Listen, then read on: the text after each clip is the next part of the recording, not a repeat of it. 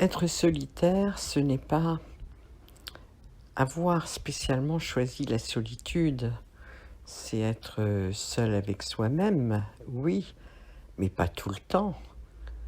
Il me semble que les contacts avec les autres peuvent être enrichissants. On peut leur apporter ce que nous sommes, mais on peut écouter aussi ce qu'ils ont à nous dire, qui sont parfois des messages pour nous-mêmes dans notre propre relation avec nous. Être célibataire, ce n'est pas forcément avoir refusé une union. Être en union, c'est pas toujours refuser de vivre seul. Tout ça, ça fait partie de notre vie, de nos choix, de nos opportunités, de nos désirs et surtout de nos besoins. Donc voilà, je me rends compte d'une chose, j'ai du temps que j'utilise pour moi-même, pour mes créations. Et parfois, je pense à des personnes que j'ai envie d'avoir au téléphone. Et souvent, ils ne sont pas là. Mais en revanche, ils peuvent appeler quand justement, là, ils sont à un moment où ils n'ont rien à faire, ils n'ont personne à voir, ils ne sont pas entourés. Et là, ils pensent à moi. Donc, pourquoi pas, hein, c'est les moments de solitude qui nous permettent souvent de nous comprendre nous-mêmes et d'avoir un besoin d'avoir des nouvelles des autres, hein. Voilà, je le comprends parfaitement, mais c'est vrai que parfois, ça m'ennuie de ne pas avoir les gens que j'aime au téléphone. Heureusement qu'on a le numérique, heureusement qu'on a des WhatsApp qui nous permettent de communiquer verbalement ou d'une manière manuscrite.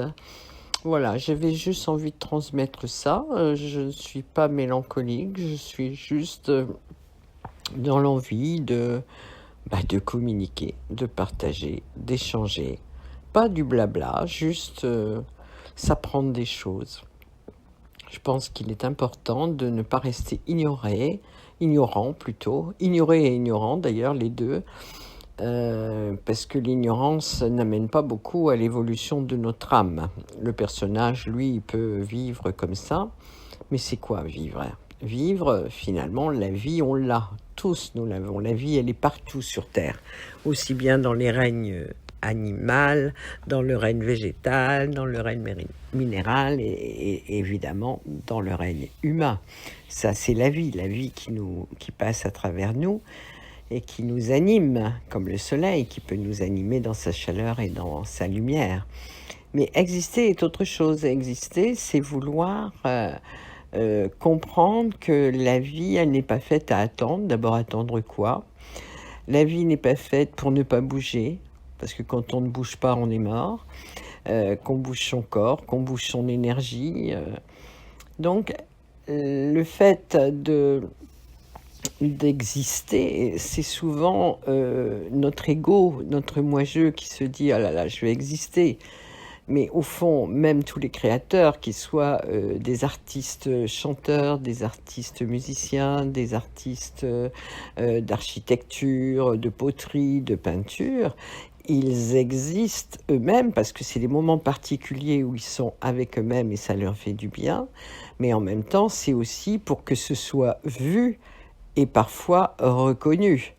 Comme on le sait, les grands artistes sont devenus connus et reconnus quand ils n'étaient plus sur Terre, quand ils n'existaient plus, quand ils étaient dans une autre vie, dans un autre système de vibration. Mais au fond, quand ils étaient sur Terre, est-ce parce qu'ils ne rapportaient pas ? Est-ce que parce que, tout simplement, il y avait beaucoup de jalousie des gens qui n'étaient pas capables de créer, d'avoir des idées, de communiquer, etc. Enfin, je ne sais pas. Ça, c'est ce que j'observe. Je n'ai pas la vérité à ce niveau-là. Ma seule vérité est dans ma relation avec moi-même, parce que ça, je le sens. Ce n'est pas dans la pensée, c'est dans le ressenti, dans ce que mon corps me dit. Voilà, j'avais juste envie de partager ça aujourd'hui avec vous. À bientôt dans la vie.